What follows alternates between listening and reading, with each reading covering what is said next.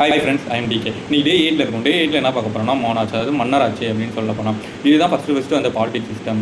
ஏன்னா ஏன்ஷியன் டைமில் பார்த்தீங்கன்னா ஒரு மெசபடோமியா, அப்புறமேட்டு இல்லாமல் ஈஜிப்ட், அந்த சிவிலைசேஷன்லாம் வந்து கிங் ரூல் பண்ணியிருப்பாங்க. கிங்கோ குயினும் ரூல் பண்ணுறது தான். லைக் வைஸ் வந்து இந்தியாவில் தமிழ்நாட்டிலையும் வந்து இந்த சோலாஸ், சேலாஸ், பாண்டியாஸ் அவங்களும் வந்து ரூல் பண்ணியிருப்பாங்க. ஒரு பீப்புளால் ஹெல்ப் பண்ண ஒரு கவர்மெண்ட் இல்லாமல் ஒரு பர்சன் இருக்காங்க, அவங்களோட ஃபேமிலி ஒரு நெப்போட்டிஷன், ஒரு கிங் இருக்காங்கன்னா அப்புறம் அவங்க பையன், அப்புறம் அவங்க பையன், அப்புறம் அவங்க பையன் அப்படின்னு ரூல் பண்ணிட்டு இருக்கிறது தான் கிங்கோ குயினோ ரூல் பண்ணுறது தான் அந்த மன்னராட்சி அப்படின்னு சொல்லப்போம். இன்னும் நமக்கு எக்ஸாம்பிளாக சொல்ல போனால் அந்த ஒரு ஃபோட்டோ வந்து பாருங்கள். இந்த ஃபோட்டோவில் என்ன இருக்குது அப்படின்னு பார்த்தீங்கன்னா 10 ராயல் அத்தாரிட்டிஸ், அதாவது ஒரு கிங்கோ குயினோ ஒரு கண்ட்ரியை வந்து ரூல் பண்ணுறது, ஒரு நாட்டை வந்து ரூல் பண்ணுறது தான்.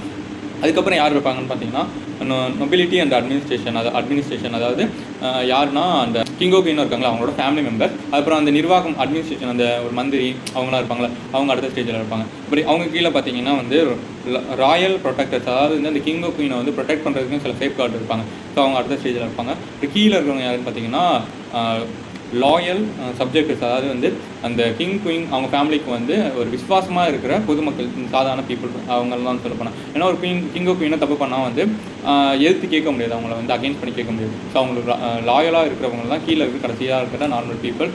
ஸோ இப்போ ப்ரெசென்ட் டேஸில் வந்து இந்த மோனாட்சி, அதாவது மன்னராட்சி வந்து எங்கெங்கே ஃபாலோ பண்ணுறாங்கன்னு பார்த்தீங்கன்னா யுனைடெட் கிங்டம் அப்படிங்கிற தெரியும்ல, இந்த இங்கிலாந்து அங்கே இருக்கிற கண்ட்ரிஸ் தான். பட் வந்து அது கொஞ்சம் டிஃப்ரெண்ட்டாக இருக்கும். அதாவது கான்ஸ்டியூஷன் மோனாட்சி அப்படின்னு சொல்லுவாங்க, அதாவது அரசமைக்கப்பட்ட ஒரு மன்னராட்சி அப்படின்னு சொல்லுவாங்க. ஒரு கிங்கோ குயின் இப்போ அவங்க இருப்பாங்க, பட் ஃபுல் அத்தாரிட்டி அவங்கள்ட்ட இருக்காது. அங்கே இருக்க கவர்மெண்ட் பீப்புள் எலெக்ட் பண்ணி ஒரு ஓட் போட்டு தேர்ந்தெடுத்த ஒரு பிரைம் மினிஸ்டர், பிரசிடென்ட் அவங்களால தான் வந்து அங்கே இருக்கிற ஒரு கான்ஸ்டியூஷனில் வந்து உருவாக்க முடியும். பட் அங்கே இருக்கிற கிங் குயின் வந்து அங்கே இருக்கிற ரிச்சுவல்ஸும் மற்ற பவர்லாம் வந்து இருக்கும். அரச குடும்பம் அப்படிங்கிற ஒரு பேர் இருக்கும், பட் வேறு எந்த ஒரு பவருமே இருக்காது.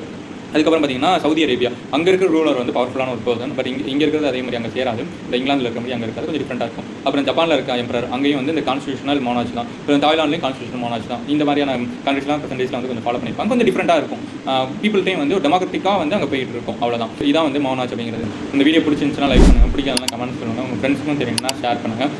நம்ம வீடியோ வந்துகிட்டே இருக்கணும், நம்ம சேனல் வந்து சப்ஸ்கிரைப் பண்ணி வச்சுக்கோங்க. Until then, DK, bye.